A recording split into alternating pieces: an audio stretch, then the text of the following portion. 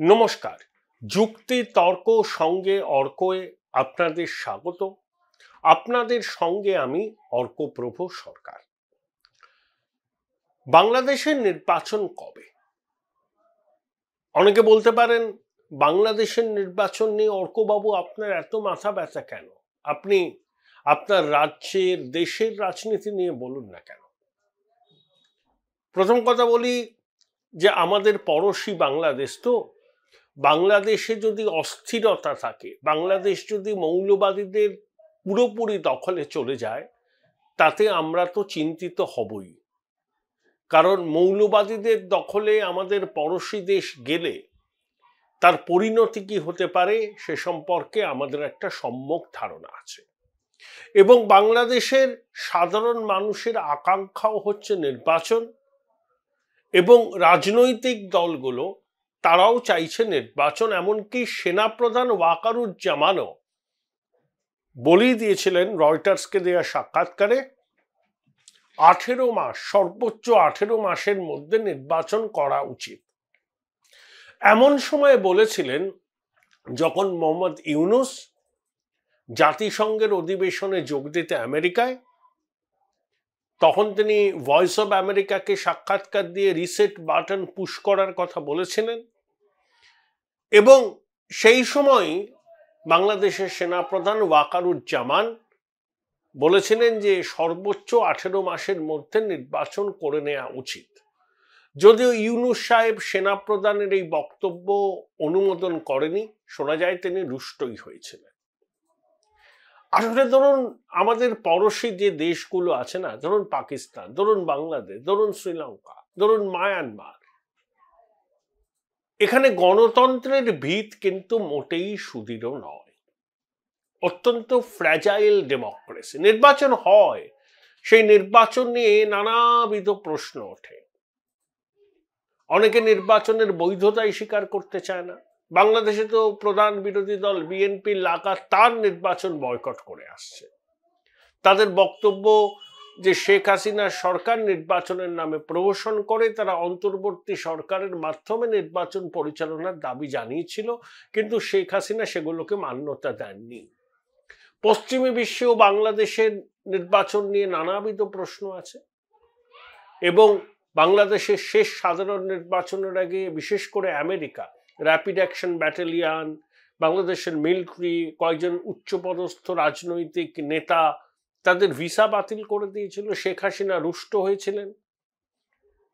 নির্বাচনের সময় তিনি বিদেশি সাংবাদিকদের বাংলাদেশের মাটিতে এনে দেখাতে চেয়েছিলেন নির্বাচন কত সুন্দরভাবে হচ্ছে। অনেকেই বলেন যে এর নাম নির্বাচন নয়, যেখানে প্রধান বিরোধী দল নির্বাচনে অংশ নিতে পারে না, সেখানে গণতন্ত্রের নামে প্রহসন হয়। পাকিস্তানের নির্বাচনের নামে কি হয়েছে আপনারা জানেন। শ্রীলঙ্কাতেও অতীতে নির্বাচন নিয়ে নানা রকম প্রশ্ন উঠেছে। মায়ানমারে তো গণতন্ত্রের গ পর্যন্ত নেই। আর আমাদের ভারতবর্ষ দেখুন, সর্ববৃহৎ গণতন্ত্র, 60 কোটির বেশি মানুষ এবার লোকসভা নির্বাচনে গণতান্ত্রিক অধিকার প্রয়োগ করেছেন। এই প্রতিবেদন যখন আপনারা দেখবেন তখন তো আপনারা জেনেই যাবেন যে মহারাষ্ট্র, ঝাড়খণ্ডের বিধানসভার ফলাফল, উত্তরপ্রদেশের 9টি বাই ইলেকশনের ফলাফল, পশ্চিমবঙ্গের 6টি বাই ইলেকশনের ফলাফল, ওয়েনার থেকে প্রিয়াঙ্কা গান্ধী কত মার্জিনে জিতলেন, সবই আপনাদের জানা হয়ে যাবে। অর্থাৎ গণতন্ত্রের চর্চাটা নিরন্তর, সেটা ভারতবর্ষে খুব সুন্দরভাবে হয়। আমাদের গণতন্ত্রকে একেবারে ত্রুটিমুক্ত কখনো বলি না, কিন্তু ভারতবর্ষের মানুষের গণতান্ত্রিক চেতনাটা এতটা গভীরে প্রথিত, সেটাকে কেউ উৎখাত করার সাহস দেখাতে পারবে না। এখানে সেনাবাহিনী কখনো অভ্যুত্থান ঘটানোর চেষ্টা করেনি। তারা সবসময় তাদের জন্য যে নির্দিষ্ট কাজ, সেই নির্দিষ্ট কাজটাই দায়িত্বের সঙ্গে করেছে। সেনাবাহিনী আমাদের গর্ব, এবং তারা রাজনৈতিক নেতৃবৃন্দের নির্দেশ মাফিকই চলেছে। বাংলাদেশে অতীতে সেনা টেকওভার দেখেছি, পাকিস্তানে অতীতে সেনা শাসকরা শাসন করেছেন, এখনো যে সরকার আছে সেটা কার্যত পুতুল সরকার সেনাদের হাতে। তাহলে বাংলাদেশে নির্বাচন কবে হবে?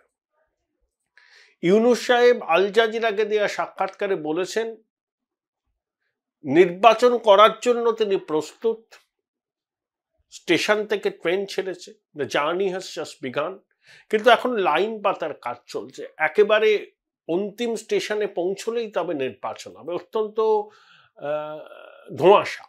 বিএনপি চাইছে ইমিডিয়েটলি নির্বাচন, কারণ বিএনপির অভিজ্ঞতা আছে অতীতে এরকম একটা কেয়ারটেকার গভর্নমেন্ট, ইউনূসও ছিলেন তাতে, যে -2 ফর্মুলা। শেখ হাসিনা দেখুন এখন ভারতে আছেন, খালেদা জিয়া অসুস্থ, আবার সেই রকম কোনো ছক করা হচ্ছে কিনা। সেই জন্যই বিএনপি আওয়ামী লীগকে নিষিদ্ধ ঘোষণার যে উদ্যোগ অন্তর্বর্তী সরকারের কয়েকজন নিয়েছিল তার বিরোধিতা করায় সেই উদ্যোগটা সফল হয়নি। তাহলে বাংলাদেশের সেনাবাহিনীর একটা বড় অংশ চাইছে নির্বাচন, প্রধান বিরোধী দল বিএনপি চাইছে নির্বাচন, বাংলাদেশের মানুষের আকাঙ্ক্ষা হচ্ছে যত দ্রুত সম্ভব নির্বাচন, তার মাধ্যমে একটা ইলেকটেড গভর্নমেন্ট তৈরি হোক যারা সমস্ত সিদ্ধান্ত নেবে, যা সংস্কার করার তার করবে। কিন্তু ইউনূস নির্বাচনের রূপরেখা এখনো পর্যন্ত জানাতে পারেননি। তার উপদেষ্টারাও যে নির্বাচন করতে খুব ইচ্ছুক সেটা বোঝা যাচ্ছে, সেটা মনে হচ্ছে না। তারা ক্ষমতা আঁকড়ে থাকতে চায়, বারবার বলছে নির্বাচন তো করতেই হবে, আগে সংস্কার, আরে সংস্কার করার দায়িত্ব আপনাদেরকে দিয়েছে। এর মধ্যে ব্রিগেডিয়ার সাখাওয়াত, তিনি আগে স্বরাষ্ট্র মন্ত্রকের উপদেষ্টা ছিলেন, এখন পাট ও বস্ত্র মন্ত্রকের উপদেষ্টা। তিনি সম্প্রতি লন্ডন গেছেন, সেখানে গিয়ে তিনি সংবাদ মাধ্যমকে জানিয়েছেন 2026 সালের মার্চ মাসের নির্বাচন হওয়ার সম্ভাবনা প্রবল। এই ব্রিগেডিয়ার সাখাওয়াত এই অন্তর্বর্তী সরকার আসার পর যারা তথাকথিত গণ অভ্যুত্থানে নিহত হয়েছিলেন তাদের শরীরের ময়নাতদন্ত হয়েছে। সেই ময়নাতদন্তে চাঞ্চল্যকর তথ্য সামনে এসেছিল, অনেকের শরীরে যে বুলেট পাওয়া গেছে সেই বুলেট কিন্তু ন্যাটো বাহিনীর ব্যবহার করা বুলেট। বাংলাদেশের পুলিশ সেই বুলেট ব্যবহার করে না, সেনাবাহিনীও ব্যবহার করে না। তাহলে যারা নিহত হলেন গণ অভ্যুত্থানে অংশ নিয়ে, তাদের শরীরে ন্যাটো বাহিনীর বুলেট কিভাবে এলো? এই প্রশ্নটা তোলার পর ব্রিগেডিয়ার সাখাওয়াতকে রাতারাতি তার মন্ত্রক থেকে সরিয়ে অপেক্ষাকৃত কম গুরুত্বপূর্ণ মন্ত্রকের দায়িত্ব দেওয়া হবে। সেই ব্রিগেডিয়ার সাখাওয়াত লন্ডনে গিয়ে বলেছেন 2026 সালের মার্চ মাসের মধ্যে নির্বাচন হওয়ার সম্ভাবনা প্রবল। Join Indian Institute of Hotel Management now. Right choice, right decision. এটা কি ডক্টর ইউনূসের নেতৃত্বাধীন অন্তর্বর্তী সরকারের ভিতরের খবর, নাকি ব্রিগেডিয়ার সাখাওয়াতের নিজের ইচ্ছা? এখনো পর্যন্ত এরকম কোনো টাইম লাইন কিন্তু অন্তর্বর্তী সরকারের কেউ দেননি।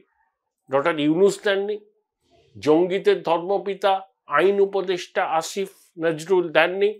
জঙ্গিদের ধর্মপিতা শব্দবন্ধটি আমি বাংলাদেশের খুব জনপ্রিয় সমাজ মাধ্যমে সক্রিয় আসাদ নূরের কাছ থেকে ধার করেছি, তারা কেউ দেননি। তাহলে ব্রিগেডিয়ার সাখাওয়াত দিলেন কেন? তাহলে কি সরকারের এই ভাবনা চিন্তার কথাটা সংবাদ মাধ্যমে ব্রিগেডিয়ার সাখাওয়াত জানালেন, নাকি তার নিজের ইচ্ছা ওই সময়ের মধ্যে নির্বাচন করা হোক সেটাই তিনি জানিয়েছেন? তার মানে সেনাপ্রধান কি বলেছিলেন দেখুন, সর্বোচ্চ 18 মাসের মধ্যে নির্বাচন করতে হবে। তাহলে সর্বোচ্চ 18 মাস, অগাস্ট 2024 থেকে 2026 মার্চ, ওই 18 মাসই হচ্ছে। তাহলে 18 মাসের মধ্যে নির্বাচন, তাহলে কি 2026 মার্চ মাসে বাংলাদেশের মানুষ তাদের গণতান্ত্রিক অধিকার প্রয়োগ করতে পারবে? নাকি ব্রিগেডিয়ার সাখাওয়াতকে আবার তার মন্ত্রক থেকে সরিয়ে দেওয়া হবে বেফাঁস মন্তব্য করার জন্য?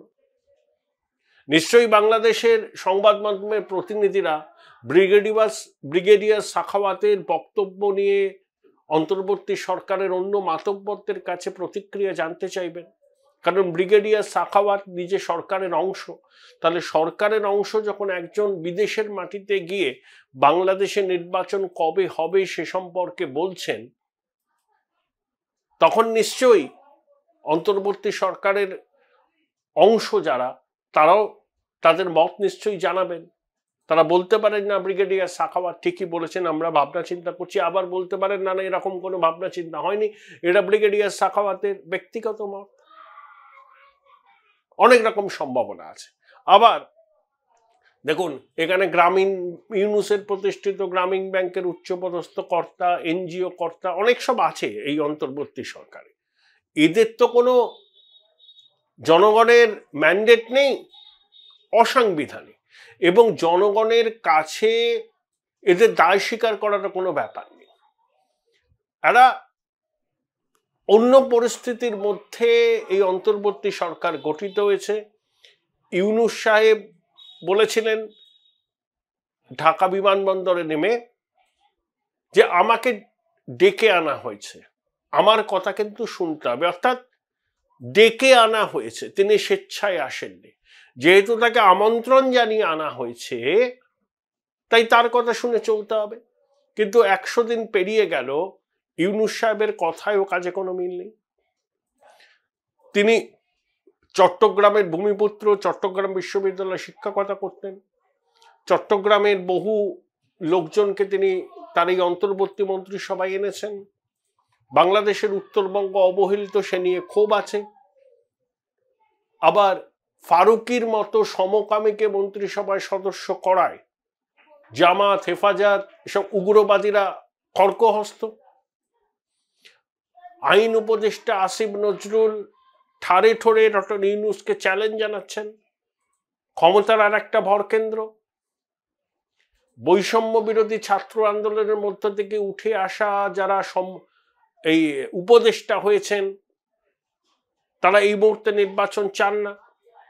আবার একটা ন্যারেটিভ তৈরি করা হচ্ছে দেশে বিদেশের সংবাদ মাধ্যমে যে উপদেষ্টারা দায়িত্ব ক্ষমতা আঁকড়ে থাকতে চান না, তারা নির্বাচিত সরকারের হাতে ক্ষমতা হস্তান্তর করে দিয়ে যে যার নিজের কাজের জায়গায় ফিরে যেতে চান। তাদের নাকি অর্থ কষ্টে পড়েছেন, অনেকে নাকি তাদের সন্তানদের শিক্ষা প্রতিষ্ঠানের বেতন পর্যন্ত দিতে পারছে না। এগুলো হচ্ছে লেম এক্সকিউজ, একটা ন্যারেটিভ তৈরি করা, একটা সিম্প্যাথি ড্র করা, যাতে বাংলাদেশের মানুষের মধ্যে থেকে একটা আওয়াজ ওঠে, না না এই অন্তর্বর্তী সরকারের উপদেষ্টারা থাকুন, এদের একটু সময় দেওয়া দরকার। এটাই কিন্তু এরা চাইছেন। এই যে বলছেন না যে আমরা ছেড়ে দিতে পারলে বাঁচি, আমরা অর্থাভাবে রয়েছি, এগুলো বলে আসলে একটা সহানুভূতি আদায় করার চেষ্টা, যাতে তারা আরো কিছুদিন ক্ষমতা এনজয় করতে পারেন। লোভী তো এরা সব লোভী, আর ইউনূস হচ্ছে সব থেকে বেশি লোভী। আগের বার যখন অন্তর্বর্তী সরকার হয়েছিল তখনও কিন্তু ইউনূস 6 বছরের সময়সীমা চেয়েছিলেন, কিন্তু তৎকালীন সেনাপ্রধান পত্রপাঠ এটা নাকচ করে দেন। তখন ইউনূস রণে ভঙ্গ দেন। 6 বছর হচ্ছে তার টাইম ফ্রেম। কিন্তু আমার মনে হয় যে এবার তার এই স্বপ্ন পূরণ হবে না। বাংলাদেশের জনতা কিন্তু ইউনূসকে ছাড়বে না। তিনি ছেড়ে পালাতে চাইলেও তাকে বাংলাদেশের জনতা পালাতে দেবে না। তিনি অনেক স্বপ্ন দেখিয়েছিলেন, এমন একটা ইমেজ তৈরি করেছিলেন, তার কথায় ওয়াশিংটন পেন্টাগন ওঠে বসে, ব্রাসেলস ওঠে বসে, কিন্তু আদপে সেগুলো যে শূন্যকুম্ভের ঝংকার, সেই নিয়ে আর বাংলাদেশের মানুষের মনে বোধহয় সামান্যতম সংশয় নেই। তারপরে আমেরিকায় জানুয়ারি মাসে ট্রাম্প প্রশাসন ক্ষমতায় আসছেন, তাদের সঙ্গে ইউনূসের সম্পর্ক আদায় কাজ করা, কারণ ইউনূস ঘোষিতভাবে ক্লিন্টন দম্পতির যে ইকোসিস্টেম আছে সেই ইকোসিস্টেমের একজন সক্রিয় সদস্য।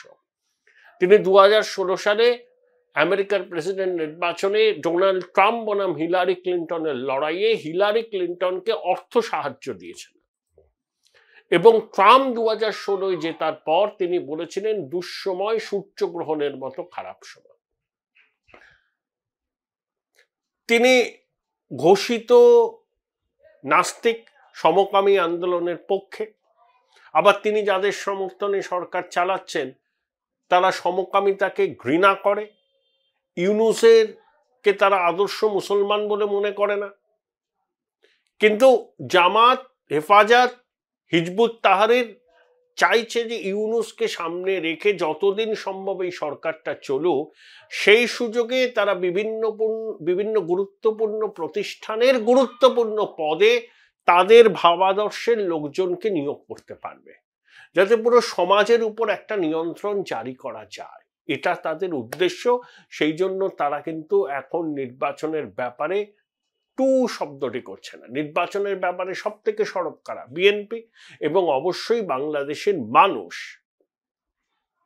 কিন্তু এখনো পর্যন্ত ইউনূস সাহেব কবে নির্বাচন হবে তার কোনো সুনির্দিষ্ট রূপরেখা দিতে পারেননি। তিনি শুধু বলছেন তাই নির্বাচন করতে চান, নির্বাচন কমিশন হয়েছে, তারা সংস্কার করবে, ভোটার তালিকা ভালোভাবে তৈরি করবে, ইত্যাদি ইত্যাদি। এখন দেখুন, যে কোনো দেশে, গণতান্ত্রিক দেশে অন্তর্বর্তী সরকারটা হয় কেন? ট্রানজিশন পিরিয়ডে যাতে দেশটা চলে, তারপর আবার একটা ইলেক্টেড গভর্নমেন্ট তৈরি হয়ে গেলে সে অন্তর্বর্তী সরকার বেরিয়ে যায়। কিন্তু এরা যেভাবে ক্ষমতায় জাঁকিয়ে বসেছে এবং ক্ষমতার কিছু স্বাভাবিক কি বলবো আর কি মোহ থাকে না, এই মোহ কাটানো খুব মুশকিল। আর ইউনূসের মতো লোকের পক্ষে তো মুশকিল, যিনি ৭৫ বছর বয়সেও গ্রামীণ ব্যাংকের ডিরেক্টর, ম্যানেজিং ডিরেক্টরের পদ ছাড়তে চাননি। আর এই যে উপদেষ্টারা, এরা কোনো কালে রাজনীতির ত্রিসীমানায় ছিলেন, এখন তারা মন্ত্রীদের মর্যাদা ভোগ করছেন, বাড়ি গাড়ি, নিরাপত্তা, অন্যান্য সুযোগ সুবিধা। মুখে তারা বলছেন তারা যে পেশায় ছিলেন সেই পেশায় তাদের রোজগার বেশি হতো। আরে সেই পেশায় হয়তো আর্থিক দিক থেকে রোজগার কয়েক টাকা বেশি হতে পারে, কিন্তু এখন তারা যে প্রভূত ক্ষমতা ভোগ করছেন, তারা আগে যে নিজের পেশায় ছিলেন সেই ক্ষমতা কি তারা ভোগ করেছেন? এখানেই প্রশ্ন। অর্থাৎ এই ন্যারেটিভটা তৈরি করার চেষ্টা যে দেখো আমরা ছেড়ে দিতে চাইছি, জনগণের স্বার্থে আমরা আছি। এই প্রেক্ষিতে ব্রিগেডিয়ার সাখাওয়াতের এই বক্তব্যকে দেখতে হবে। তিনি কি অন্তর্বর্তী সরকারের সিদ্ধান্তের কথা বিদেশের মাটিতে জানিয়ে বিদেশে একটা জনমত তৈরি করছেন, যাতে বিদেশি রাষ্ট্রগুলো ইউনূসের উপর চাপ দেয় তাড়াতাড়ি নির্বাচন করার জন্য, নাকি নিজের ব্যক্তিগত ইচ্ছার কথা প্রকাশ করে জল মাপতে চাইছেন? সময় এই প্রশ্নের উত্তর দেবে।